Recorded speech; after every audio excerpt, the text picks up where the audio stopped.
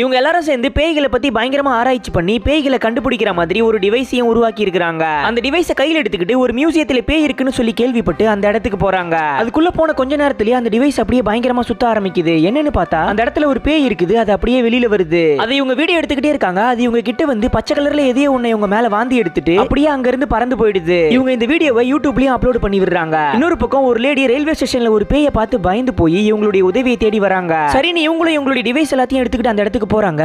அந்த இடத்துல அந்த பேய் பயங்கர பெருசா வந்து நிக்குது. இவங்க பேய்களை ஷூட் பண்றதுக்காகவே ஒரு கன்னை ரெடி பண்ணி வச்சிருக்காங்க. அந்த கன்னை வச்சு அந்த பேயை பயங்கரமா சுடுறாங்க. அதனால அந்த பேய் அங்க இருந்து பயந்து ஓடிடுது. இந்த வீடியோவையும் இவங்க யூடியூப்ல அப்லோட் பண்றாங்க. ஆனா எல்லாருமே ஃபேக்னு சொல்றாங்க. அதுக்கப்புறம் இவங்க ஒரு மியூசிக் கான்சர்ட்ல பேய் வந்திருக்குன்னு சொல்லிட்டு கூப்பிடுறாங்க. உடனே இவங்க எல்லாரும் இவங்களுடைய வெப்பன்ஸ் எல்லாம் எடுத்துக்கிட்டு அந்த இடத்துக்கு கிளம்பிடுறாங்க. அந்த இடத்துல பொம்மை மாதிரி ஒன்னு நடந்துகிட்டு இருக்கு. அதை ஷூட் பண்ணா அந்த பொம்மை அப்படியே உடைஞ்சு அதுக்குள்ள இருந்து டிராகன் மாதிரி ஒரு பேய் வெளியில வருது. ஓகே ஃப்ரெண்ட்ஸ், அடுத்து என்ன நடந்துச்சுன்னு தெரிஞ்சுக்கணும்னா வீடியோக்கு கீழ இருக்கிற ப்ளே பட்டனை கிளிக் பண்ணி பாருங்க.